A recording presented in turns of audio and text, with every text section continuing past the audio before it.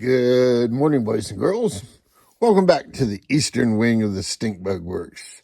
I'm sitting around here and I'm moving parts around and I'm wondering, what the hell am I going to talk about? And I really don't have anything new to talk about other than, I've pulled this thing out from under the covers and it is now going to get my attention. Remember, the plan was to use 705 new motor with a gearbox similar to but smaller than this that will drop in here and power this thing. My goal, if you remember, was to keep this thing as light as I possibly could. This is an older design hull, and it was designed for a Speed 400 motor and 6 round cells.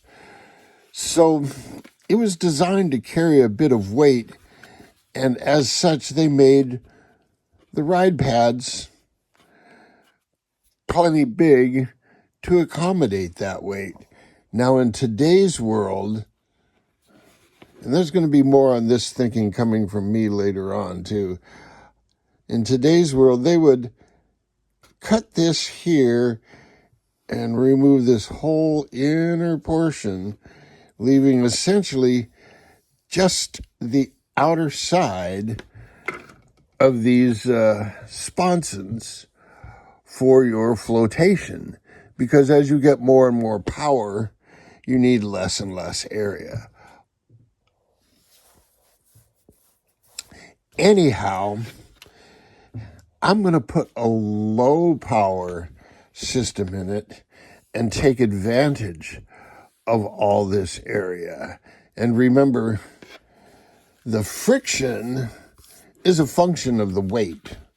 So if I can keep the weight really light, what additional friction I have from more area here is going to be insignificant. So that's the thinking on that. If you recall, I made a drive line super light. I'm going to have this little aluminum stuffing tube, a carbon fiber strut, a little micro, oh great, I'm leaking somewhere. The joys of having a cat. A little micro Speedmaster strut. And so that's going to be my strut arrangement. I will mill a slot into this at the exact perpendicular, and I'll epoxy in a carbon fiber blade that will attach it to the hull. That will be my drive. Still haven't thought about a rudder. This sheet of G10 is sitting here staring at me, making me think about something. I haven't decided what, but it's making me think about something.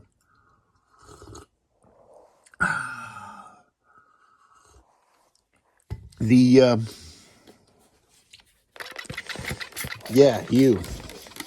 make me leak. Oh, she doesn't like alcohol. Says, oh, that makes me think of the vet. Anyway, the next up and coming, I'm leaking all over the place. The next up and coming challenge, I've just about got it worked out. It's going to be pretty much along the lines of the first one, only a little more complicated.